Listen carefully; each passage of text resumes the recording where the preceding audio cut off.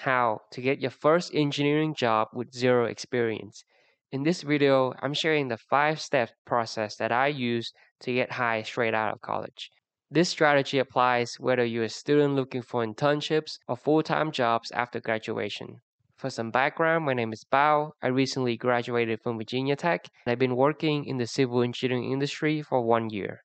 For each step, I'll be sharing my insights and experience. So without further ado, let's dive straight into it. The first step is to figure out what subdiscipline of civil engineering you want to specialize in. Civil engineering is a broad field. You have structural, geotechnical, transportation, water resources, and so much more. So it's important to know what your interests are and specialize early on in the process. This will help you stand out to employers.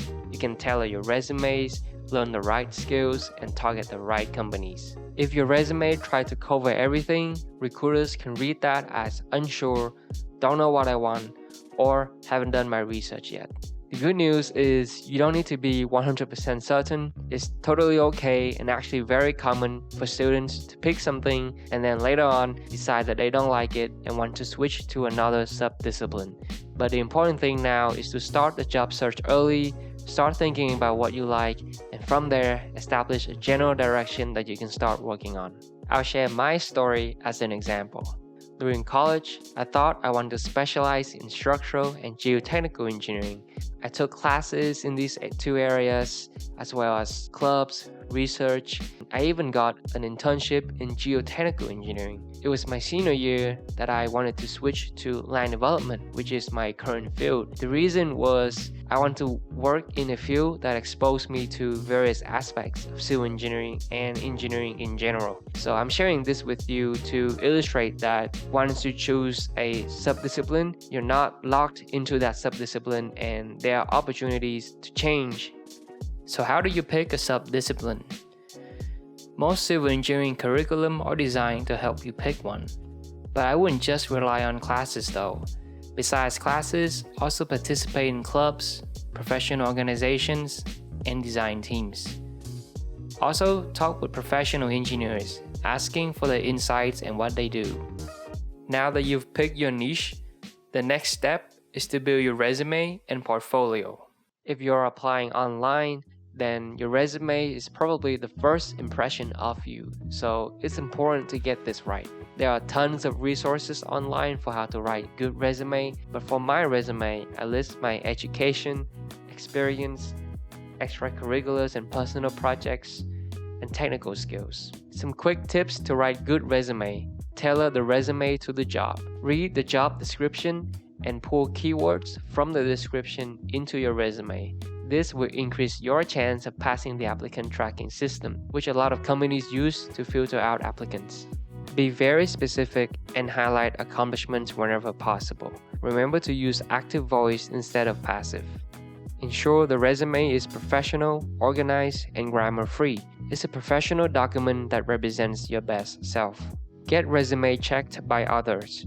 Go to your school resume workshops or professional organizations to get advice on how to improve your resume.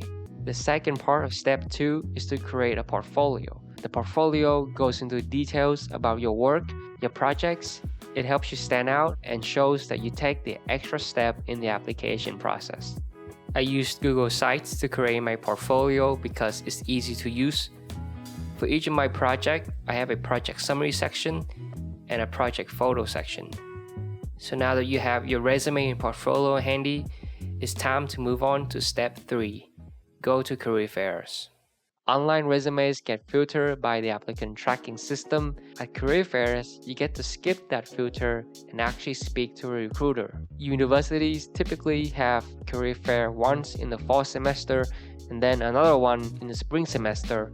So if I was a student, I would definitely mark those dates and prioritize attending them. Some quick tips on career fairs. Before the career fair, prepare a list of interested companies, do some research, apply to those companies, and practice your elevator pitch. Wear professional attire, bring plenty copies of portfolio and resume, as well as a notebook and a pen. At the career fair, don't talk to your interested companies first. Warm up and practice your elevator pitch by speaking to several companies you're not interested in. When you actually speak to the companies you like, give them your polished elevator pitch. Show that you've done research by asking thoughtful questions, and mention that you've already applied online. After the career fair, follow up on email or LinkedIn to say thank you. Ask would it be possible to set up a meeting for further questions. Alright, let's move on to step 4. Apply early and often. If there's only one thing you can take away from this video, that would be to start apply as soon as you can. You see, when it comes to engineering job hunts, most engineering firms use what's called rolling admissions. This means that they don't wait until the deadline of the job posting to start reviewing resume. Instead, they review resumes and fill in slots as soon as resumes come in. So if you apply early, you have a smaller applicant pool and more slots. Your chance of getting hired at this point is at the absolute highest. If you apply late, now you're dealing with a larger applicant pool and less slots. Your chance of getting hired at this point is slim. As for the actual timing of the hiring process, most summer internships open in late summer or fall of the previous year. So if you're interested in a summer internship, the best time to apply is the year before. Some quick tips when you apply. As mentioned before, remember to tailor your resume to pass the applicant tracking system. Apply often and prioritize companies you spoke with at career fairs. Write cover letters for a few top choice companies. Show genuine interest in these letters. For me, I applied to about 30 to 40 companies and interviewed with 10 before I start getting offers. Step 5. The interview. So this is probably the most important step in the job search, so I highly recommend doing more research on this. But I just give some quick tips. Before the interview, research the company, learn their core values, services, projects, etc. Prepare thoughtful questions to ask during the interview. Review the job description. Interview questions may come straight out of the job description. For example, if the job description lists a software as a responsibility, expect questions about that software during the interview. The day of the interview, bring copies of your resume and portfolio and wear professionally. Arrive 15 to 20 minutes early. The interview begins as soon as you walk into the office. Be mindful how you interact with the receptionist and the employees. Use the STAR method to answer behavioral questions. Ask thoughtful questions. After the interview, send personalized thank you emails and follow up if needed. Alright, so that's it for this video. To summarize the video, the 5-step process to get a civil engineering job or internship is 1. Choose a civil engineering discipline that interests you. 2. Build your resume and portfolio. 3. Network at career fairs. 4. Apply early and often. And 5. Prepare thoroughly and ace the interview. If you find this video helpful, consider watching my 2 other videos here on the screen. One is on why I want to start this YouTube channel, and the other one is on the lessons I learned in my first year in the civil engineering industry. Thank you for watching.